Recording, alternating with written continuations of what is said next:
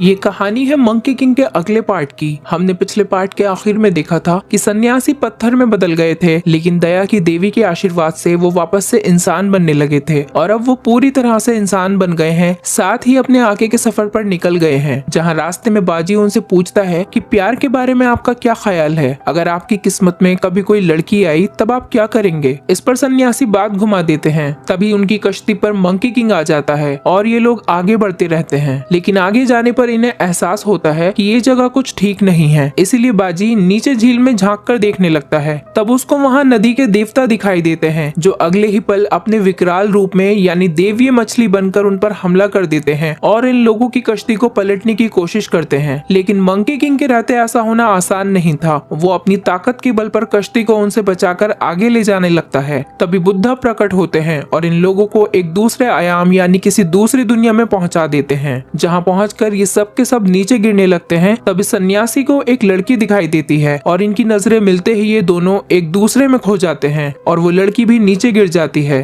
तभी उसका रेनडियर उसे बचा लेता है और वहां से ले जाता है और मंकी किंग भी इन लोगों को किसी तरह से बचा लेता है। कुछ देर बाद वो लड़की इनके पास आती है और इनसे पूछती है कि क्या आप लोग आदमी हैं। इस पर सन्यासी बोलते हैं कि हाँ। इसके बाद वो यहाँ से चली जाती है और अपने महल पहुँचती है। दरअसल वो इस जगह की राजकुमारी है और ये जगह है वुमेन लैंड यानी औरतों का साम्राज्य, और इन लोगों ने आज तक किसी आदमी को नहीं देखा। महल में वो अपनी साथियों को आज हुए हादसे के बारे में बताती है और कहती है कि मैंने एक आदमी को भी देखा, जिस पर उसके साथी कहती है कि ये तो बहुत बुरा हुआ, आदमी को देखने से तुम बीमार हो गई हो और इस बीमारी में तुम धीरे धीरे घुलकर मर जाओगी। साथ ही वो इसका इलाज ढूंढने के लिए एक पुरानी किताब को खोलती है, जिसमें लिखा होता है कि आदमी का साथ एक खतरनाक जहर के जैसा है और इसका इलाज नहीं है। तभी इस राज्य की रानी आती है। वो बताती है कि इस दुनिया में सबसे जहरीली चीज मर्द ही है। मर्द तुम्हारे अंदर प्यार जगाते हैं और फिर तुम्हारा दिल तोड़कर चले जाते हैं, जिसका कोई इलाज नहीं होता। और वो राजकुमारी को वहाँ से भेजकर इन लोगों को ढूंढकर मारने का हुक्म देती है। जबकि जंगल में जब ये लोग आगे बढ़ रहे होते हैं, तब बाजी को एक जगह नहाती हुई लड़कियां मिलती हैं, लेकिन वो बाजी को देखकर डर जाती हैं, क्योंकि आज तक इन्होंने कोई आदमी नहीं देखा था और इसी वजह से वो उसे पीटना शुरू कर देती हैं। साथ ही यहाँ की आर्मी सन्यासी को भी घेर लेती है और उन्हें बंदी बनाकर महल में ले जाती है। महल में सन्यासी मंकी किंग को शांत रखते हुए कहते हैं कि हम यहाँ गलती से आ गए हैं, लेकिन तभी यहाँ की ओझा बोलती है कि तुम यहाँ गलती से नहीं आए हो, बल्कि तुम्हारे आने की खबर हमारे पूर्वजों ने पहले ही दे दी थी। और वो उन्हें एक पेपर भी दिखाती है जिस पर उनकी तस्वीरें बनी होती हैं। वो आगे कहती है कि तुम लोगों की वजह से हमारा साम्राज्य तबाह हो जाएगा, इसीलिए हम तुम्हें मारने की सजा सुनाते हैं। लेकिन राजकुमारी उन्हें रोक देती है और कहती है कि मैं इनसे अकेले में कुछ बात करना चाहती हूँ, उसके बाद इन्हें मार दिया जाएगा। इसके बाद इन लोगों को जेल में डाल दिया जाता है। अब रात को सन्यासी के कहने पर मंकी किंग जेल को तोड़ देता है और ये लोग भागने लगते हैं। पर इसी वक्त राजकुमारी इनसे मिलने आ रही होती है और इनके गेट खोलने से वो सब चोटिल होकर बेहोश हो जाती हैं। अब ये सब यहाँ से भागने लगते हैं, लेकिन जैसे ही ये लोग उड़कर यहाँ से आगे बढ़ते हैं तो कोई शक्ति इन्हें वापस नीचे फेंक देती है और ये समझ जाते हैं कि यहाँ से भागा नहीं जा सकता। इसके बाद ये लोग वापस जेल में आने लगते हैं, लेकिन रास्ते में बेहोश राजकुमारी को देखकर ये फैसला करते हैं कि कोई भी इन्हें ये नहीं बताएगा कि हम यहाँ से भाग रहे थे। कुछ देर बाद जब राजकुमारी को होश आता है और उन्हें पता ही नहीं होता कि उन पर हमला किसने किया था, वो अंदर आकर इनसे पूछती हैं, पर ये लोग भी साफ मुकर जाते हैं। जिसके बाद राजकुमारी और उसकी साथी इन लोगों से अलग अलग पूछताछ करती हैं और कहीं न कहीं ये चारों इन्हें पसंद करने लगी थी। अब राजकुमारी सन्यासी से अपने प्यार का इजहार करती है, लेकिन सन्यासी उससे कहता है कि मेरी जिंदगी का सिर्फ एक ही मकसद है, धर्म ग्रंथ को हासिल करना, और मैं चाहता हूँ आप यहाँ से निकलने में मेरी मदद करें ताकि मैं अपने सफर पर आगे बढ़ सकूं।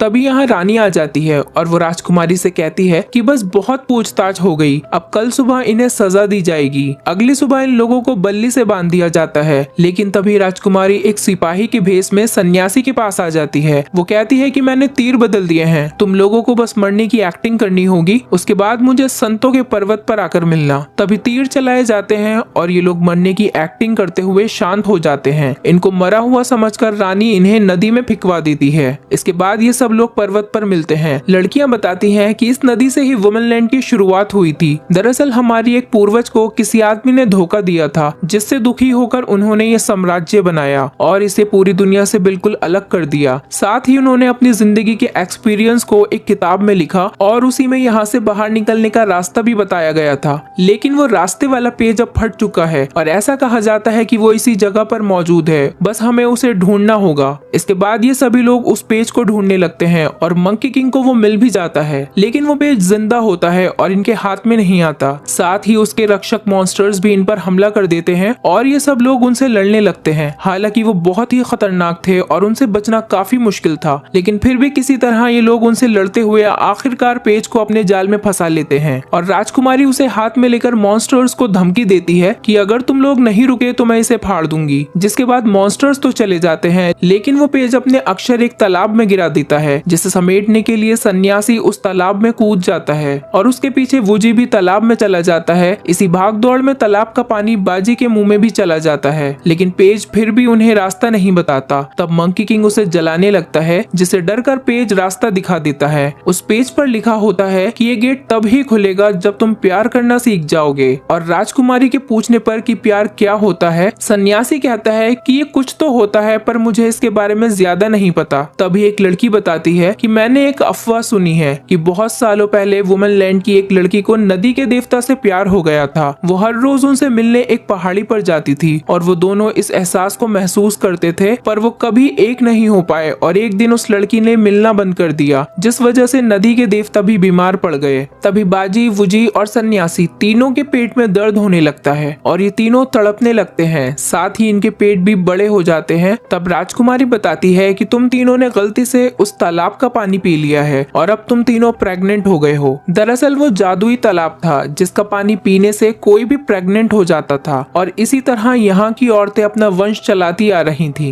पर मंकी किंग के पूछने पर वो बताती हैं कि हमारे एक वैद्य हैं जो अबॉर्शन की दवा देते हैं। और ये सुनते ही मंकी किंग सीधा उनके पास पहुंच जाता है, पर वो उससे कहते हैं कि अबॉर्शन की दवा सिर्फ मेरे आंसू हैं और वो बहुत गमगीन होने पर ही निकलते हैं। जबकि वहाँ गुफा में सन्यासी काफी सोचते हुए ये फैसला करते हैं कि मैं इस बच्चे को पालूंगा, क्योंकि कुछ भी हो मैं किसी की जान नहीं ले सकता। दूसरी तरफ वेद मंकी किंग से पूछता है कि तुम लोग कहाँ जा रहे हो। तब मंकी किंग उसे बताता है कि हम लोग एक किताब ढूंढने जा रहे हैं जिसके जरिए हम इस दुनिया के सारे दर्द खत्म कर देंगे। जिस पर वेद उसे जलती हुई मोमबत्तियां दिखाता है और कहता है कि इन लोगों का दर्द कैसे खत्म करोगे। दरअसल ये मोमबत्तियां मैं उनकी याद में जलाता हूँ जिन बच्चों को औरतें पैदा नहीं होने देती, और एक अबॉर्शन पर मैं एक मोमबत्ती जला देता हूँ। ये कहते हुए वो इमोशनल हो जाता है, जिससे उसके आंसू निकलने लगते हैं और मंकी किंग उन्हें भरकर गुफा में पहुंच जाता है। लेकिन यहाँ तो कहानी ही पलट चुकी थी, कोई भी अबॉर्शन करने को राजी नहीं था। फिर मंकी किंग सबको फ्रीज करके वो दवा पिला देता है, साथ ही सन्यासी को समझाता है कि आपका मकसद ये सब नहीं है बल्कि इन सबसे कहीं बड़ा है, क्योंकि जब आप वो किताब ढूंढ लोगे तब कोई भी इस तरह के दर्द से नहीं गुजरेगा। और सन्यासी भी उसकी बातें मान लेता है, लेकिन अंदर ही अंदर वो काफी दुखी होता है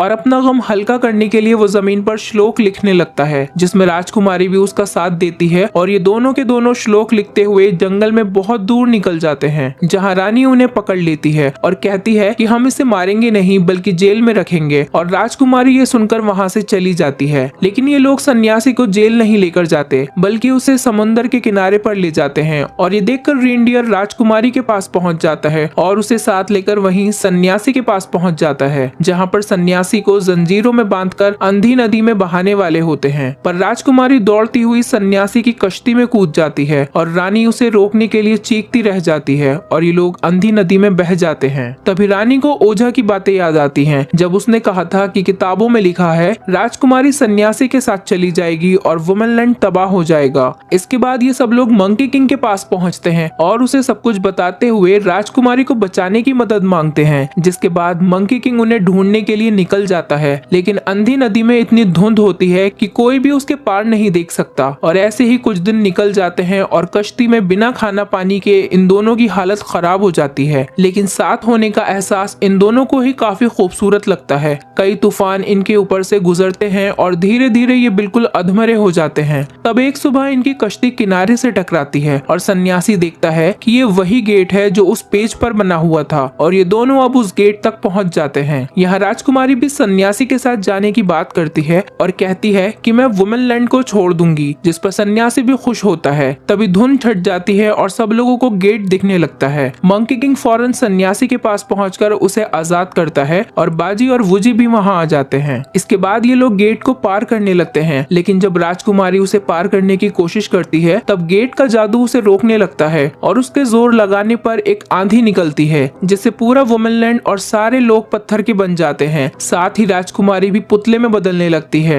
ये देखकर सन्यासी को कुछ महसूस होता है और वो वापस से राजकुमारी के पास पहुंच जाता है और उसे हक करते ही सब कुछ पहले की तरह नॉर्मल हो जाता है। लेकिन राजकुमारी बेहोश हो जाती है। साथ ही नदी देवता भी वापस से ठीक हो जाते हैं। महल में राजकुमारी को अभी भी होश नहीं आता और उसके पास बैठी हुई रानी को 20 साल पुरानी बात याद आती है जब राजकुमारी का जन्म हुआ था और ओझा ने कहा था कि अब से ये बच्ची तुम्हारी जिम्मेदारी है और तुम्हें इसका खुद से ख्याल रखना होगा। और इसी वजह से उसने नदी देवता से अपनी मुलाकातें बंद कर दी थी। दरअसल रानी ही वो लड़की थी जिसे नदी देव से प्यार हो गया था, लेकिन रानी के ना मिलने से वो बिल्कुल बीमार हो गए थे। अब ये सारे लोग राजकुमारी को होश में लाने के लिए एक यज्ञ करते हैं जिसमें अपने बालों की आहुति देकर एक बहुत बड़ी मशाल को जलाते हैं। वहीं सन्यासी दया की देवी के आदेश पर राजकुमारी से मिलने जाता है। दरअसल वो भी कहीं ना कहीं अब राजकुमारी से प्यार करने लगा था और उसकी मौजूदगी से राजकुमारी होश में आ जाती है। जबकि बाहर चल रहे यज्ञ में अचानक से नदी देव आ जाते हैं और रानी के सामने पहुंच जाते हैं। रानी भी 20 साल बाद उनके एहसास से पिघलने लगती है। तभी उसे पता चलता है कि राजकुमारी होश में आ गई है और वो वापस से अपने वचन को याद करके नदी देवता से मुंह फेर लेती है और उनसे जाने को कहती है, जिससे गुस्सा होकर वो राजकुमारी पर हमला कर देते हैं। पर वहाँ मंकी किंग के होते हुए ऐसा मुमकिन नहीं था। वो उन दोनों को बचा लेता है, लेकिन देवता इससे और ज्यादा गुस्सा हो जाते हैं और पानी का कहर वुमनलैंड पर बरसने लगता है। पूरा वुमनलैंड तबाह होने लगता है। हालांकि मंकी किंग और उसके साथी देवता से लड़ते हैं। इसी तूफान में सन्यासी को भी राजकुमारी से प्यार होने लगता है। तूफान रोकने के लिए मंकी किंग काफी सारे पैंतरे लगाता है, लेकिन पानी से जीतना भी तो असंभव काम था और आखिरकार देवता मॉन्स्टर में बदलकर मंकी किंग से भिड़ जाते हैं। साथ ही सारा वुमनलैंड डूबने लगता है। ये देखकर सन्यासी का दिल दर्द से फटने लगता है और वो बुद्धा से प्रार्थना करते हैं कि वो उन लोगों को बचा ले। तभी बुद्धा प्रकट होते हैं और सारी औरतों को पानी से बाहर निकाल लेते हैं। साथ ही वो नदी देवता को भी उसके इस पाप के लिए सजा देते हैं। वहीं राजकुमारी सन्यासी के पास पहुंच जाती है और उसे चादर पहनाती है और अब इन दोनों को ही प्यार का मतलब समझ आ जाता है। वो समझ जाते हैं कि इस दुनिया में प्यार जैसा कोई भी एहसास नहीं है और यही एहसास इंसान की जिंदगी को पूरा करता है। और प्यार का मकसद सिर्फ साथ रहना नहीं होता, बल्कि कभी कभी एक दूसरे से प्यार होते हुए भी बिछड़ना पड़ता है और इसी का नाम जिंदगी है। इसके बाद राजकुमारी इन लोगों को विदा करती है और ये लोग अपने सफर पर निकल जाते हैं और इसी मोमेंट पर ये मूवी खत्म हो जाती है। दोस्तों अगले पार्ट में हम आपको दिखाएंगे मंकी किंग की एक और जबरदस्त दास्तां। तब तक के लिए अगर आप हमारे चैनल पर नए हैं तो प्लीज चैनल को सब्सक्राइब करें, वीडियो अच्छी लगी हो तो वीडियो को लाइक करें और हाँ, नोटिफिकेशन बेल को जरूर दबाएं ताकि अगली अपडेट सबसे पहले आपको मिले।